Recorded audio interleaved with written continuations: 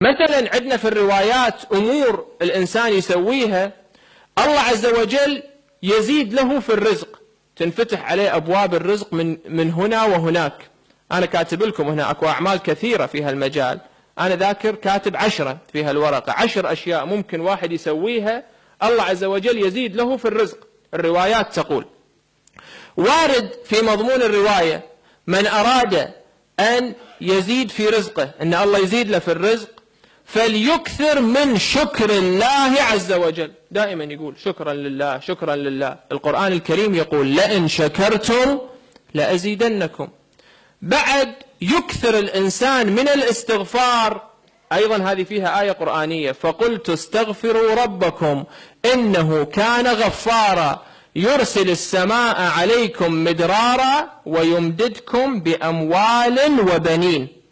اللي يكثر من الاستغفار رزقه يزيد. بعد الجمع بين الصلاتين، من تصلي صلاة الظهر على طول بعدها صلي صلاة العصر، من تصلي صلاة المغرب مباشرة بعدها صلي صلاة العشاء، لا تفصل بين الصلاتين. يجوز واحد يفصل، لكن إذا جمع هذه من أسباب زيادة الرزق. بعد صلة الرحم، هذا الإنسان اللي دائما يزور أولاد عمه، يزور إخوانه، يذهب إلى أرحامه، صلة الرحم من أسباب زيادة الرزق. بعد كسح الفناء، الإنسان يكنس ساحة المنزل وواجهة المنزل، هذه من الأمور التي ورد في الرواية أنها تزيد في رزق الإنسان. وإجابة المؤذن، المؤذن يقول الله أكبر، أنت قول بعد الله أكبر. يقول أشهد أن لا إله إلا الله، أنت أيضا بعد قول أشهد أن لا إله إلا الله. يقول حي على الصلاة، قول حي على الصلاة.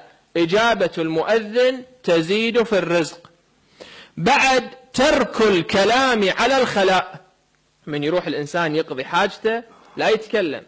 طبعا ممكن يذكر الله عز وجل، ذكر الله حسنا على كل حال، لكن مو إذا واحد يناديه من برا الحمام يا حج فلان هو يقول له نعم، لا يجاوب أحد. ترك الكلام على الخلاء يزيد في الرزق.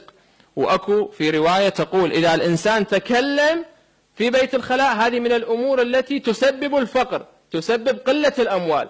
لا يتكلم الإنسان هو في بيت الخلاء. اليوم بعض الناس هذا التليفون ما يستغني عنه حتى في الحمام، هو قاعد يقضي حاجته مخلي التليفون على إذانه ويتكلم مع هذا وذاك. ترك الكلام في بيت الخلاء يزيد في الرزق. بعد الوضوء قبل الطعام، قبل لا الإنسان يأكل خليه يتوضأ، هذه من الأمور التي ورد في الرواية أنها تزيد في الرزق. بعد تقول الرواية أكل ما يسقط من الخوان، من يأكل الإنسان أكو شوية طعام يطيح من الماعون على السفرة، هذا إذا واحد يلمه ويأكله شيء محبوب. في روايات تمدح هذا الفعل، اللي عنده وجع في الخاصرة الرواية تقول اللي يأكل هذا الطعام ما يسقط من الخوان اللي يطيح على السفرة، هذا من أسباب ذهاب وجع الخاصرة، وأيضا من أسباب الزيادة في الرزق. بعد الأمر الأخير اجتناب اليمين الكاذبة، لا يحلف الإنسان كذب بالله عز وجل. اجتناب اليمين الكاذبة من الأمور التي تزيد في الرزق.